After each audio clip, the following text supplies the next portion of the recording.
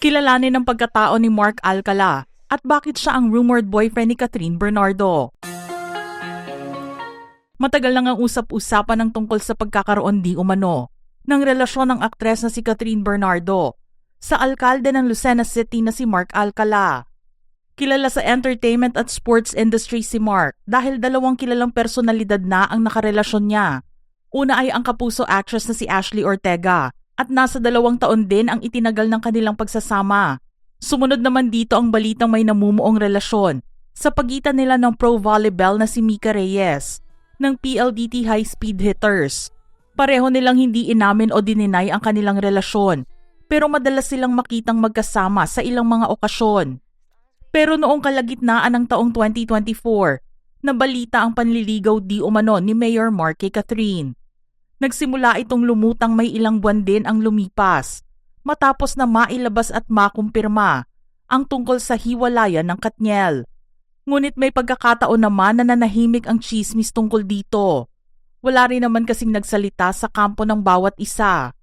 Hanggang sa muling mabuksan ang paksa tungkol sa pagkakaroon ng love life ni Catherine nang minsang makita sila ni Mayor Mark na magkasamang namamasyal.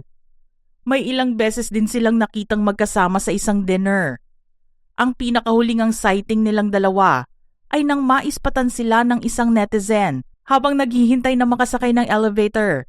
Sa ilang mga litrato kasing nailabas online, malabo at hindi sigurado kung ang aktres nga ang nakikita ng mga tao na kasama ng alkalde.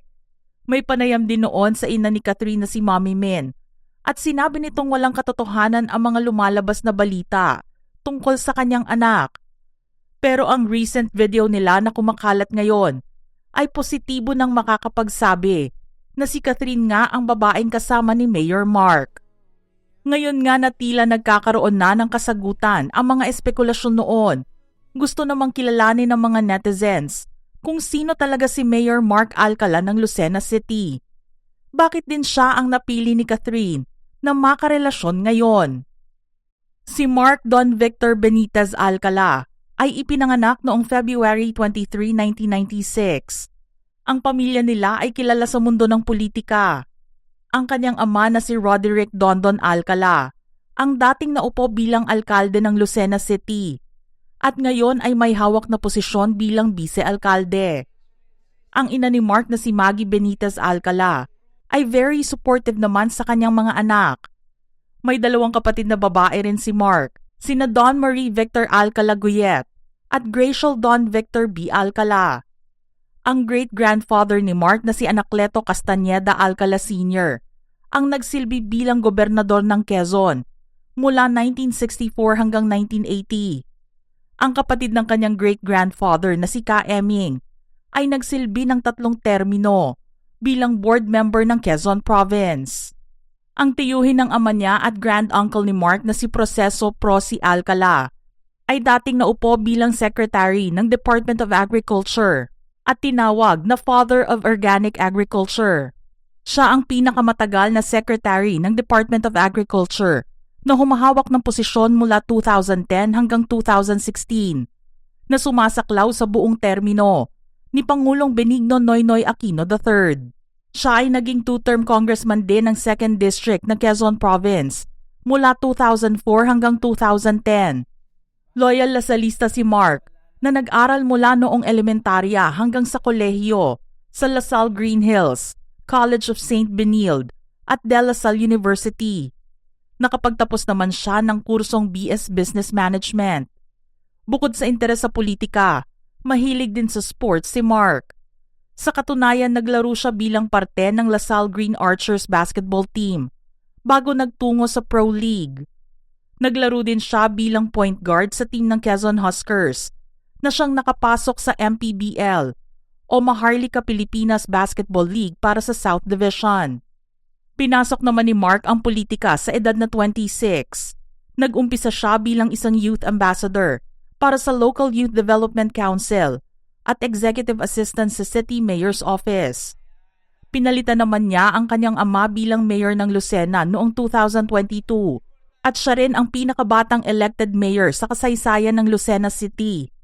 Ang kanyang mga naunang kontribusyon ay umani ng pagkilala mula sa Department of Education Lucena City para sa kanyang exemplary support and commendable service.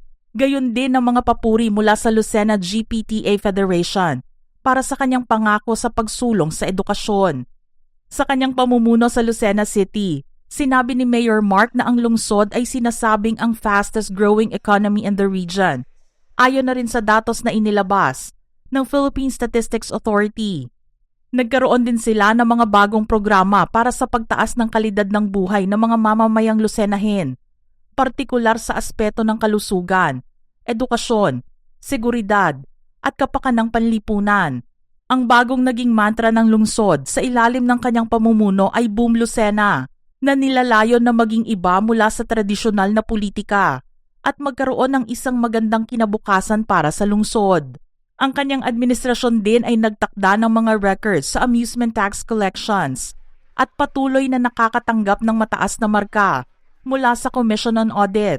Pinarangalan din sila ng Department of Trade and Industry bilang isa sa nangungunang 5 most improved highly urbanized cities. Kaya naman ang patuloy na pagbabago ng Lucena ay dahil na rin sa pananaw ni Mark sa isang modern at inclusive na lungsod. Ang pagkakalink ng pangalan ni Mayor Mark kay Catherine ay umani ng sari-saring komento at reaksyon sa mga netizens. Marami kasi ang nagsasabi na gagamitin lang ang aktres dahil sa karera nito sa politika. Hindi nga kasi nagtagal ang mga relasyon ni Mark kina Ashley Ortega at Mika Reyes. Kaya paano raw makakaasa ang mga fans na maaalagaan ng mabuti ang kanilang idolo, lalo na't galing ito sa mahigit isang dekadang relasyon. Pero sa pagkakaroon ng karelasyon na mula sa showbiz, matagal na rin namang sinabi ni Mayor Mark na gusto nitong gawing pribado ang relasyon niya sa kahit na sinong babae. Alam niya kasing bukas na sa publiko ang kanyang buhay bilang isang politiko, kaya mas gugustuhin niyang hindi na ito ilabas sa maraming tao. Noong mapag-usapan din ang tungkol sa paglagay niya sa tahimik, sinabi niyang bata pa siya at masyado pang maaga para gawin ito.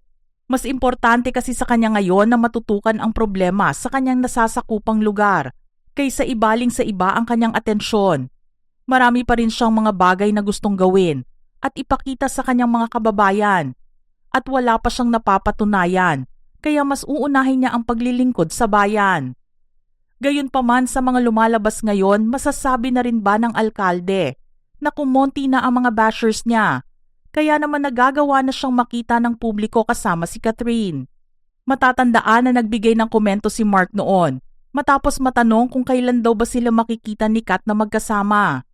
Sinabi nga niya na kapag wala na raw ang mga toxic bashers, ay baka mangyari na ang gusto ng ilang supporters. Kaya naman kung natsetsempuhan sila na magkasama sa labas ni Catherine, ibig sabihin nito ay napagod na rin ang mga toxic bashers na kanyang nabanggit sa pagtira sa kanya. Hanggang sa ngayon nga ay wala pang kumpirmasyon na nanggagaling mismo sa bibig ni na Catherine at Mayor Mark tungkol sa iniintrigang relasyon nila na nagsimula pa may ilang taon na ang nakalipas. Ang panghahawakan lang sa ngayon ng mga fans na gustong makahanap na sikat ng bagong mamahalin ay ang mga litrato at videos na kuha ng mga netizens kapag nakikita silang magkasama in public. Mga ka-showbiz peeps, ano naman ang inyong reaksyon sa ating istorya ngayon? Share your thoughts in the comment section below.